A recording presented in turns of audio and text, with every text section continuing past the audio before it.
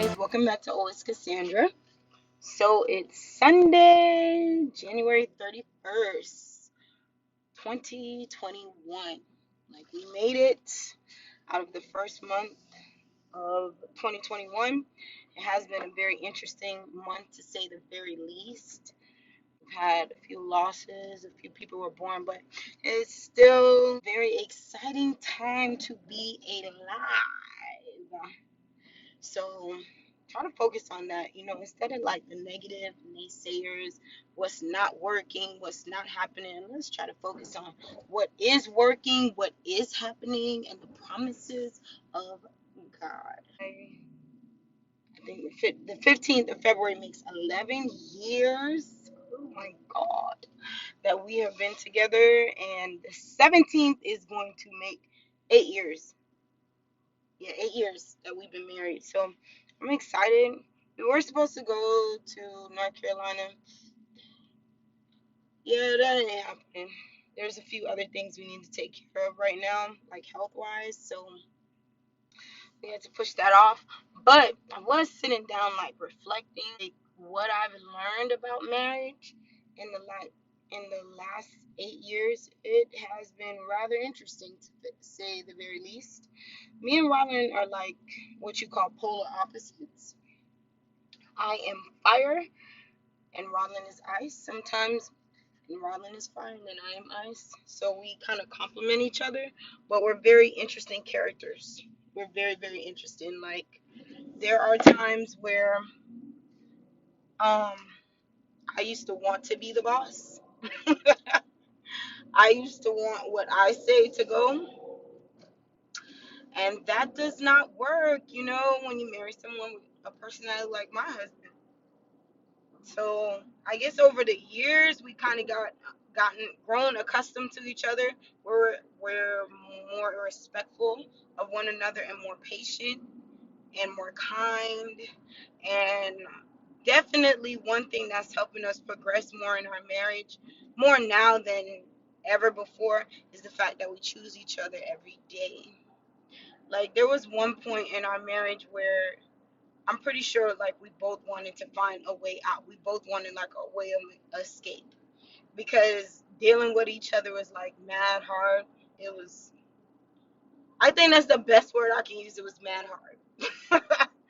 You come from two different backgrounds, like culturally wise. Rollins Haitian, like I've mentioned before. Rollins Haitian, and I'm Jamaican. Rollin was raised with both his mother and his father. I was raised with just a single parent. I grew up in a house of abuse.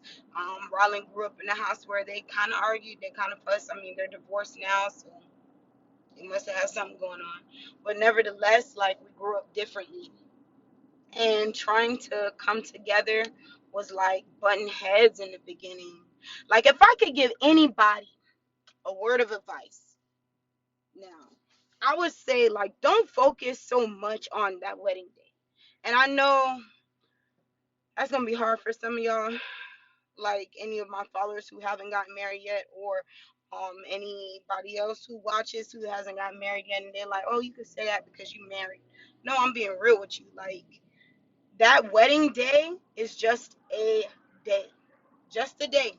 Your marriage lasts as long as you want it to last, in all reality. So the more you focus on that one day and not your marriage, you are kind of setting yourself up for failure. If I could just be brutally honest, you're setting yourself up for failure. That wedding day, like, I don't even think weddings are really for the bride and the groom. I mean, we come to experience, but I guess we get more of the experience than you guys. We get to see you share your most intimate vows to one another, and profess your love in front of all your family members and your friends. We get to experience eating on your dime, dancing on your dime. So I really believe that a wedding is more for the guests than the bride and the groom. I could be wrong. Everybody's experience is different. So I know some people are gonna, beg to differ with me. Like, oh, I enjoyed my wedding day, and that's nice. But I think when you focus too much on that one day and not the marriage itself, you really are not starting off on a good foot. You're just not. So that would be like one of the best advice I could give you. Focus on building a great foundation. I believe that what makes and what keeps me and Rodlin after all these years is the fact that we are friends. We are genuinely friends. We genuinely like each other. We genuinely know each other. We know each other's faults. Like, we know each other's heart's desires. We know what each other wants to seek or look after. Um, we spend a lot of time with one another. We really do. And like I said, we like each other. We really do like each other. Even on our down days, even on the days where it's like, so annoying, because we do have those days. I'm not even gonna try to front or pretend like we're perfect. Roland and I do have days where it's like, you mad annoying, bro. You are mad annoying. Or a day where it's like, I wish I could go sleep at a hotel tonight. I'm just being real. We do have those days, but for the most part, like, we continue to fight for one another. We continue to contend, you know, and let strife die. We don't, like, Rollin is not really good at it, but I'll let him explain it himself one day. Rollin does not forgive as easily as I forgive. Like, you could do something, I don't care what it is. I'm gonna be real with you. It could even be cheating. I'm gonna be 100% with you. I may not forgive it day one, day two, day.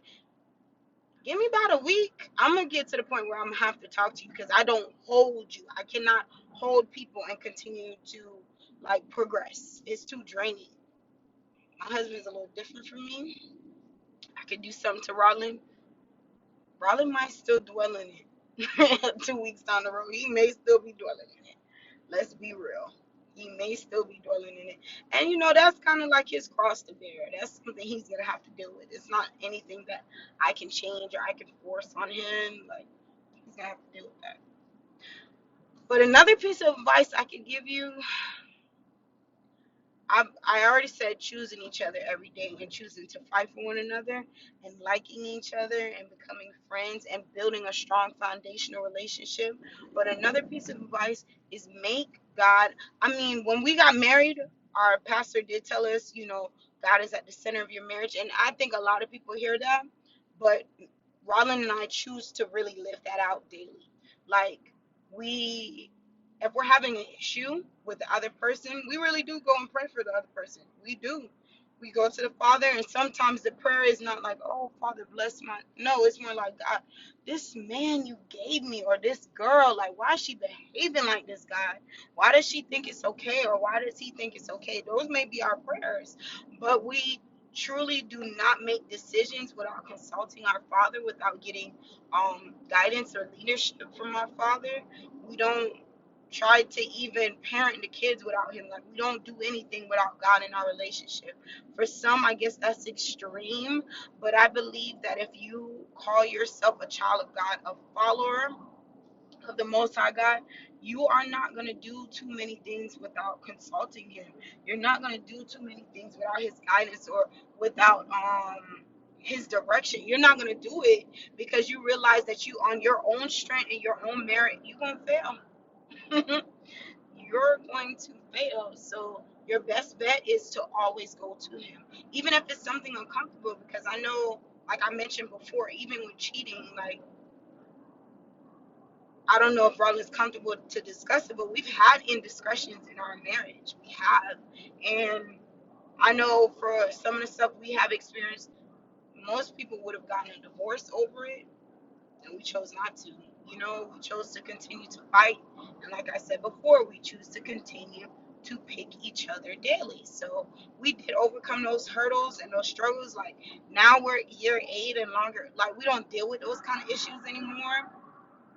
I mean, there's always going to be somebody who wants to step in your marriage, always. Because the enemy knows, he knows what we like. He knows our appetite. He knows different desires, but he's not present everywhere we are, and he's not stronger than God, ever. So that's why, 1 second. I usually drive with my glasses, but it is hard to record with these glasses. So, kind of risking it right now. Not risking it, I can still see what's in front of me, but I prefer to drive with my glasses because of the sun. But yeah, the enemy, he kind of takes time to study us. That's why you know, you have these familiar spirits who've been with you, who've been with your bloodline for a very, very long time. They take time to know what your family like, what y'all don't like, your appetites, your addictions. So he knows what to throw at you. And even in marriage, he don't like let up on marriage, because marriage brings God glory. So anything that's going to lift up God, magnify God, show that he is the true and living God, there is none beside him, yeah, he's gonna try to destroy that by all means necessary. So, I mean, we're always gonna have somebody that flirts with Roland, that flirts with me, which is funny. Whenever, in all honesty, if somebody tries to flirt with me and I have all 4 kids, I'm really like that's the face I gotta give them, like, sir, sir, or nowadays, ma'am, because some of them do. I'm not gonna lie. I've had women try. I'm like, clearly you see I'm not into your type. Clearly you see I like children. You see I like men. But I get it. I get it. I get it. But nevertheless, that's another piece of advice. Like, there's gonna be things that come and tempt you in marriage. There's gonna be things that come against you guys in your marriage. That's why it's really important to be friends, so you guys can talk these things through. Like, if somebody flirts with Roland or somebody's inappropriate with him, we actually have conversations about it, and vice versa. Like, it may not be comfortable in the beginning because you may not always know where their head is at, but I think it's important to have those conversations. It's important to see where the other person's um head is concerning how people view you, you know for lack of better words.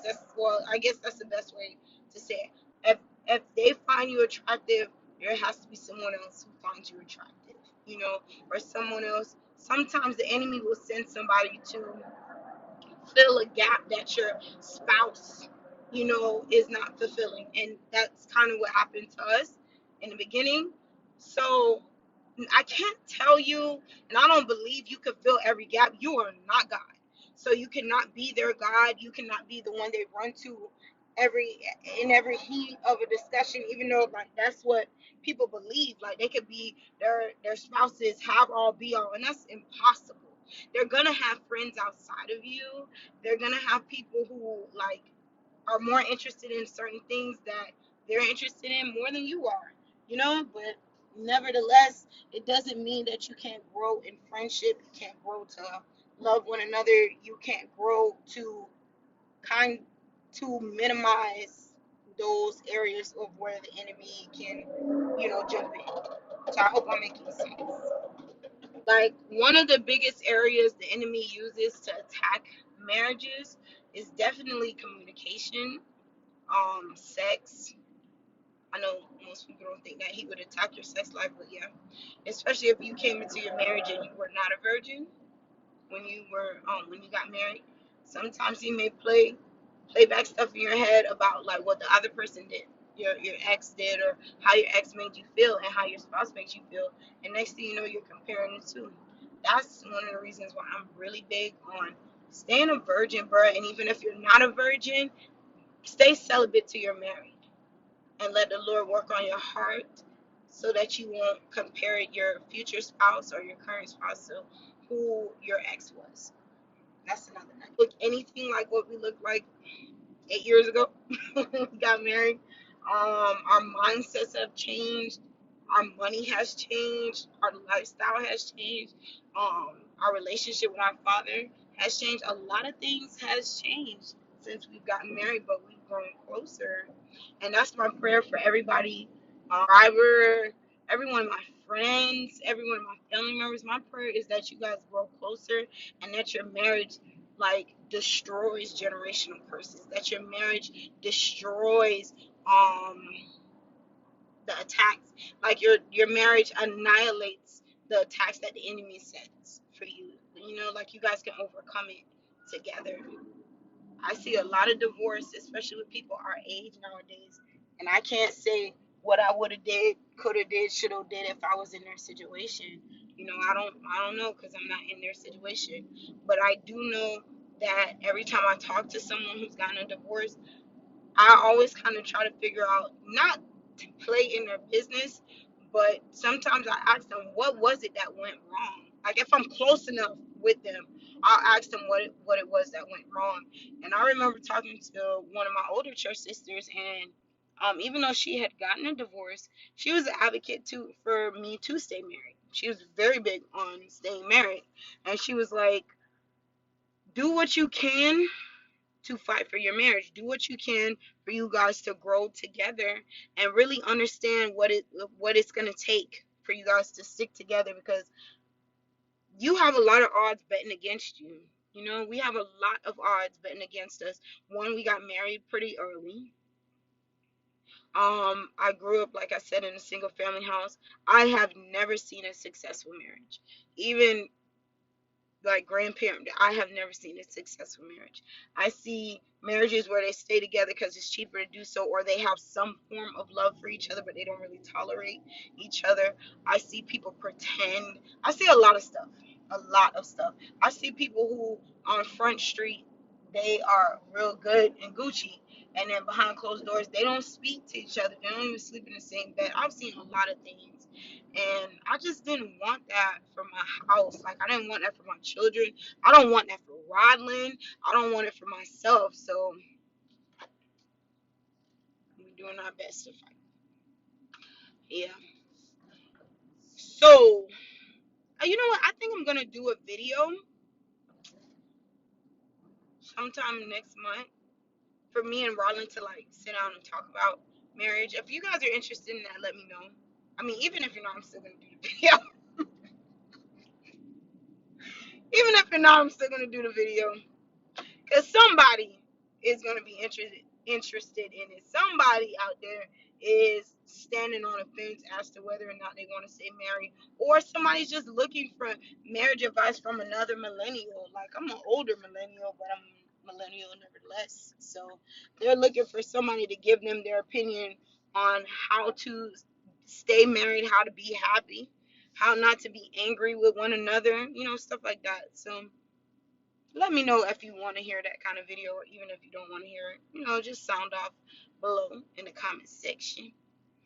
So yeah, I just dropped Shalom off to get her hair done. I'm gonna tag Jonette, who A stylist who does, well, she likes to be referred to as a braider. The braider who braids Shalom and Shabbos hair for me when their godmom doesn't do it, or when I don't do it. So yeah, I'm gonna tag her, as well as I'm gonna hit you out when I get inside.